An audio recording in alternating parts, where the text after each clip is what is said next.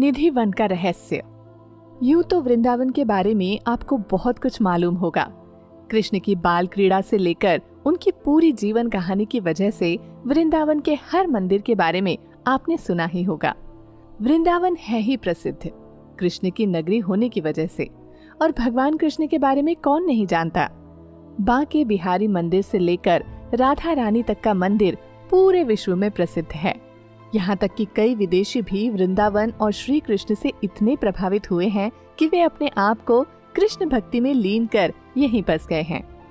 भारत में कई ऐसी जगह हैं जो अपने दामन में कई रहस्यों को समेटे हुए है। उन्हीं जगहों में वृंदावन की भी एक जगह सम्मिलित है, जो है निधि वन। वृंदावन के इस प्रसिद्ध और यहाँ स्थित उत्तम कलाकारी वाले मंदिर की ये मान्यता है कि आज भी रात को यहाँ श्री कृष्ण गोपियों के संग रास रचाते हैं। इसलिए शाम की आरती के बाद इस मंदिर में आपको कोई नजर नहीं आएगा।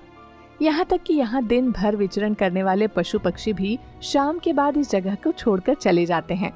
तो चलिए आज के इस वीडियो में निधि वन के ऐसे ही कुछ अन्य दिलचस्प रहस्यों को जानते हैं।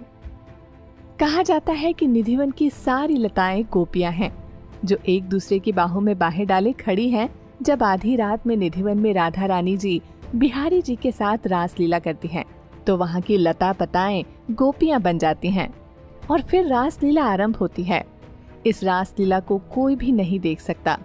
दिन भर में हजारों बंदर, पक्षी, जीव जंतु निधि वन में रहते हैं, पर जैसे ही शाम होती है सब जीव जंतु वहाँ से अपने आप चले जाते हैं। एक परिंदा भी वहाँ नहीं रुकता। यहाँ तक कि जमीन के अंदर के सभी जीव, चींटी आदि भी जमीन के अंदर चले जाते हैं। राधा कृष्ण की रास लीला को कोई नहीं देख सकता, क्योंकि रास लीला इस लौकिक जगत की लीला है ही नहीं। रास तो अलौकिक जगत की परम दिव्याति दिव्य लीला है। कोई साधारण मनुष्य या जीव अपनी आंखों से देख ही नहीं सकता। जो सिद्ध संत हैं, उन्होंने निधि वन से राधा रानी जी और गोपियों के नुपुर की ध्वनि सुनी है। कहा जाता है कि यहाँ जो वृक्ष हैं, वो खुद साक्षात भगवान श्री कृष्ण, राधा और गोपियां हैं। ये सभी तुलसी के वृक्ष हैं। इतने बड़े तुलसी के वृक्ष कहीं नहीं होते, ये प्रमाण है इनके राधा कृष्ण होने का। इन वृक्षों की जड़ें एकदम खोखली हैं, इनमें कभी पानी नहीं दिया जाता, फिर भी पूरे साल हरे भरे रहते हैं। इस वन में रात्रि 9 बजे के बाद कोई नहीं आता। रात्रि 9 बजे के बाद जाने वाला व्यक्ति सकुशल वापस नहीं आ पाता है, क्योंकि रात्रि में यहाँ महारास होता है, जिसमें राधा कृष्ण के अलावा उनकी गोपियां होती हैं, और कोई भी व्यक्ति इस रास को देख नहीं पाता है। अगर कोई देख ले तो पागल हो जाता है या उसकी मृत्यु हो जाती है। निधि वन की एक अन्य खासियत यहाँ के तुलसी के पेड़ हैं। निधि वन में तुलसी का हर पेड़ जोड़े में पाए जाते हैं। इसके पीछे ये मान्यता है कि जब राधा संग कृष्ण वन में रास रचाते हैं, तब ये जोड़ेदार पेड़ गोपियां बन जाती हैं। जैसे ही सुबह होती है, सब फिर तुलसी के पेड़ में बदल जाती हैं। साथ ही एक अन्य मान्यता ये भी है कि इस वन में लगे जोड़े की वन की तुलसी की कोई भी एक डंडी भी नहीं ले जा सकता है। लोग बताते हैं कि जो लोग भी गए वो किसी न किसी आपदा का शिकार हो गए, इसलिए कोई भी इन्हें छूता नहीं है।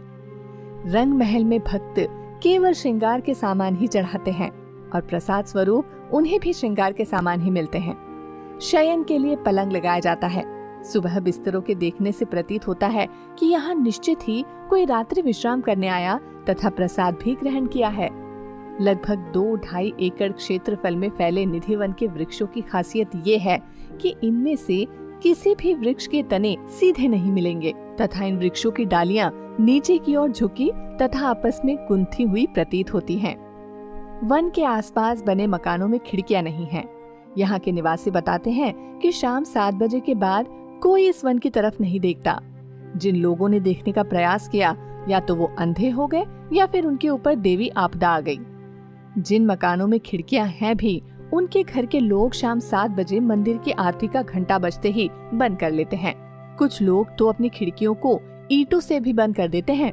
वैसे तो शाम होते ही निधि वन बंद हो जाता है और सब लोग यहाँ से चले जाते हैं, लेकिन फिर भी यदि कोई छुपकर रास लीला देखने की कोशिश करता है तो पागल हो जाता है।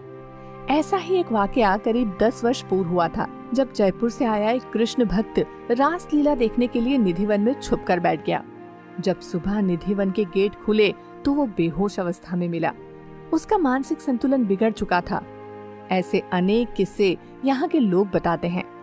ऐसे ही एक अन्य व्यक्ति थे, पागल बाबा, जिनकी समाधि भी निधिवन में बनी हुई है। उनके बारे में भी कहा जाता है कि उन्होंने भी एक बार निधिवन में छुपकर रासलीला देखने की कोशिश की थी, जिससे कि वो पागल ही हो गए थे। चूंकि वो कृष्ण के अनन्य भक्त थे, इसलिए उनकी मृत्यु के पश्चात मंदिर कमेटी ने निधिवन में ही उनकी समाधि बनवा दी। तो दोस्तों, ये था भारत के सबसे खतरनाक और दिव्य जंगल का रहस्य, जिसे आज तक कोई भी वैज्ञानिक सुलझा नहीं सका। अगर आपको मौका मिले तो क्या आप यहाँ रात में रुकना चाहेंगे? मुझे कमेंट करके जरूर बताएं। और अगर इस वीडियो में बताई गई जानकारी अच्छी लगी हो तो इसे लाइक करें और अपने दोस्तों के साथ शेयर करें और इस चैनल को सब्सक्राइब कर लें, ताकि हमारी आने वाली सभी वीडियोस आप सबसे पहले देख पाएं।